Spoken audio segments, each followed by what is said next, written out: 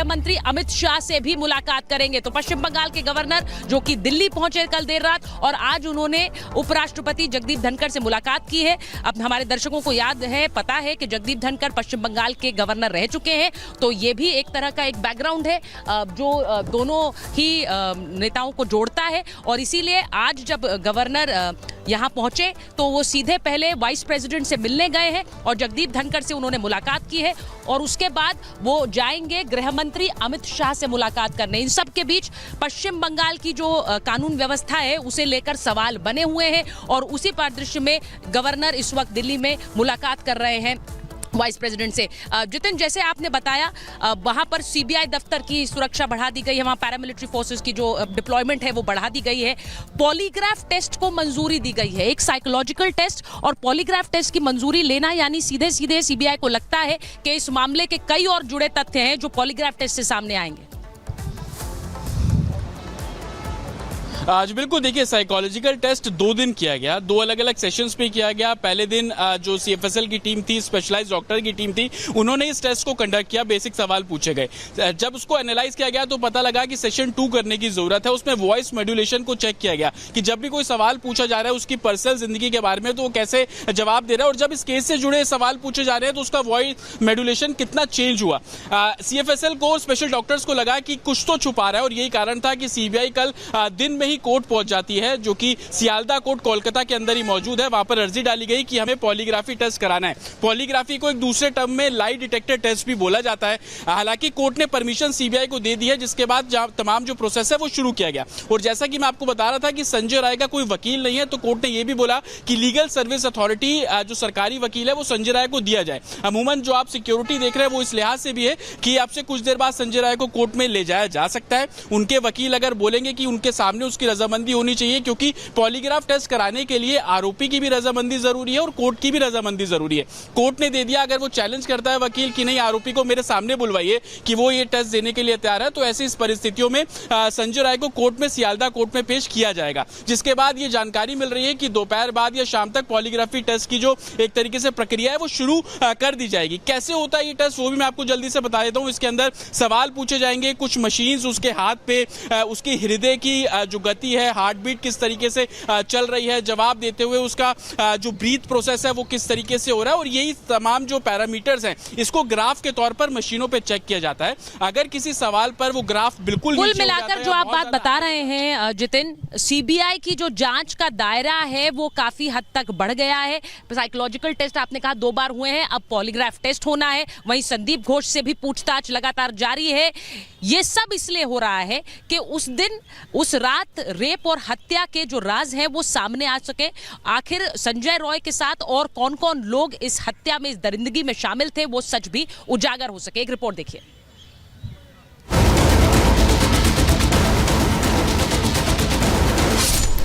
Kolkata rape murder case में अब तक पूरे मामले का खुलासा नहीं हुआ है। पुलिस के मुताबिक अब सीबीआई के हाथ में जांच है, लेकिन अभी भी कुछ ऐसे सवाल हैं जिनसे पर्दा नहीं उठा है। अभी तक ये साफ नहीं हो पाया है कि क्यों ट्रेनी डॉक्टर के साथ इतनी बर्बरता की गई।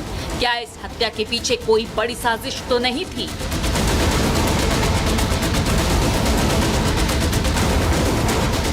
इन्हीं सवालों का जवाब जानने के लिए सीबीआई लगातार दिन रात जांच पड़ताल में जुटी हुई है। पूर्व प्रिंसिपल संदीप घोष से भी सीबीआई लगातार सवाल जवाब कर रही है। अब तक 62 घंटे की पूछताछ हो चुकी है और इस बीच सूत्रों का दावा है कि पूर्व प्रिंसिपल से पूछताछ के दौरान सीबीआई को कई चौंकाने वाले सच पता लगे हैं। पूर्व प्रिंसिपल ने 9 अगस्त को सुबह 7 बजे अपने एक विश्वास पात्र सहयोगी के माध्यम से पता लगाया कि पीड़ित का शव सेमिनार रूम में पड़ा हुआ था। इसके बाद कई लोग सेमिनार हॉल में घुस गए। पूरी घटना के बारे में जानने के बाद संदीप घोष ने एक बैठक की, पुलिस को बहुत देर से मामले की जानकारी दी। अब तक की जांच पड़ताल और पूछताछ में सीबीआई को इस वारदात के पीछे एक बड़ी और गहरी साजिश नजर आ रही है। यही वजह है कि 10 से ज्यादा बार सीबीआई की अलग अलग टीमें अस्पताल का निरीक्षण करने और सेमिनार हॉल से सबूत जुटाने पहुंच चुकी है। ये सब इसलिए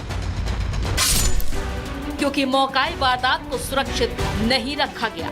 सेमिनार हॉल के पास रेनोवेशन करवाया गया, जो इस वारदात में सबसे बड़ी लापरवाही है। सेमिनार हॉल में मल्टीपल फुटप्रिंट मिले हैं।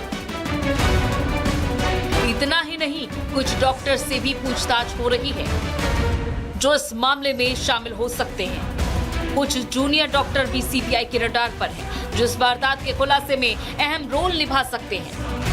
दरअसल सीबीआई की टीम डॉक्टर बेटी रेप कांड में छोटे से छोटे सुराग को जुटाने में लगी है, जिससे इस मामले की सच्चाई को सामने लाया जा सके। Bureau report, Republic Bharat. तो आपको हमने बताया कि सीबीआई पूछताछ कर रही है संदीप घोष से, वहीं राज्य सरकार ने भी केस दर्ज कर दिया है। लेकिन संदीप घोष आखिर क्या कुछ छुपा रहे हैं, क्यों सवाल खड़े हो रहे हैं, बता रहे हैं आपको सलोनी। बिल्कुल सुचरिता, आप लगातार वहां सुप्रीम कोर्ट से अपडेट दे रही है। संदीप घोष को लेकर सवाल क्यों है? दरअसल 9 अगस्त को सुबह 7 बजे घटना का पता चलता है। पूर्व प्रिंसिपल संदीप घोष क्या छुपा रहा है, ये सभी जानना चाहते हैं। करीबी सहयोगी से घटना के बारे में जानकारी मिलती है और उसके बाद घटना के बाद कई लोग सेमिनार हॉल में घुस जाते हैं, वहां पहुंच जाते हैं। संदीप घोष ने घटना के बाद एक बैठक भी की थी। इसके बाद एक बैठक की और संदीप ने पुलिस को बहुत देर से जानकारी दी। तुरंत जानकारी उनकी तरफ से नहीं दी गई, जबकि घटना जब हुई थी तो तुरंत फोन करना चाहिए था। बहुत टाइम लगाकर उन्होंने, ऐसा लगता है कि शायद तैयारी करके फिर पुलिस को जानकारी दी है। और उसके बाद परिवार को भी जब जानकारी दी तो भी गलत जानकारी दी, आत्महत्या का एंगल बताया और कम जानकारी के अभाव में उन्होंने सब कुछ कर दिया और फिर इस्तीफा भी दे दिया, फिर उनकी नियुक्ति भी हो गई। तमाम सवाल हैं सुचरिता, ये जो तमाम सवाल है ये एक अनसुलझी पहेली बन गई है, क्योंकि शक यही जाहिर किया जा रहा है कि संजय रॉय एक अकेला आरोपी नहीं था, और भी लोग हो सकते हैं। बिल्कुल सलोनी, और यही सवाल जो बार बार पूछा जा रहा है कि क्या संदीप घोष को जानकारी थी इस पूरे हत्या और रेप के बारे में। उन्होंने जानबूझकर देर से जानकारी परिवार को दी, और वो भी पहले गलत जानकारी दी गई कि बच्ची बीमार है, फिर कहा गया कि खुदकुशी की है। वहीं संजय रॉय से जो सवाल जवाब किए जा रहे हैं उसका पॉलीग्राफ टेस्ट होना है। एक बार जितिन के पास जाएंगे, क्योंकि जितिन ये भी बता रहे थे कि कैसे 2 बार साइकोलॉजिकल टेस्ट हुआ जितिन, अब पॉलीग्राफ टेस्ट होना है। अब जरा हमारे दर्शकों को बताइए कौन कौन से सवाल हैं जिनके जवाब चाह रही है सीबीआई इस पॉलीग्राफ टेस्ट के जरिए।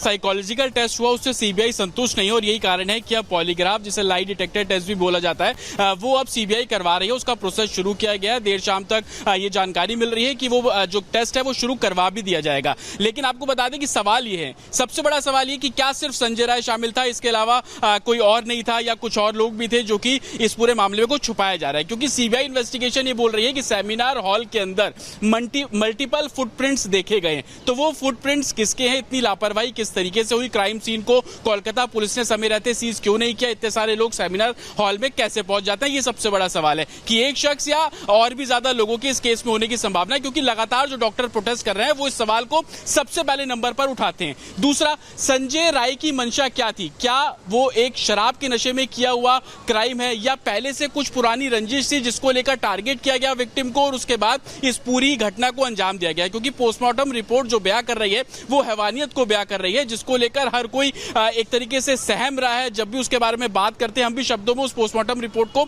अच्छे से ब्रीफ नहीं कर पाएंगे, इस तरीके की हैवानियत है। तीसरा सबसे बड़ा सवाल इस केस में ये है कि क्या संजय रॉय सिर्फ एक मुखौटा है या इसके पीछे कुछ और प्लेयर हैं जिन्होंने संजय राय का रोक रही हूं, बड़ी खबर बता रही हूं कि सुप्रीम कोर्ट में यहां पर सुनवाई शुरू हो चुकी है।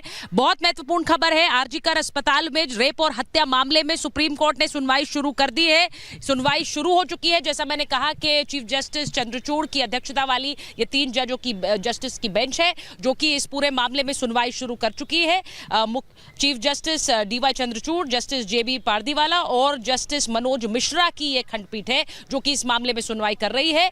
और इस मामले में रविवार को स्वतः संज्ञान लिया गया था। स्वतः संज्ञान लेने के बाद अब सुप्रीम कोर्ट ने इस मामले में सुनवाई शुरू कर दी है। तो ये बड़ी खबर मैं आपको बता दूं, हम सुप्रीम कोर्ट में मौजूद हैं। सुप्रीम कोर्ट में इस मामले की सुनवाई शुरू हुई है और जैसा हमने कहा कि सुप्रीम कोर्ट आज इस मामले में कोई दिशा निर्देश दे सकता है। सुप्रीम कोर्ट इस मामले में केंद्र और राज्य सरकार से सवाल पूछ सकता है।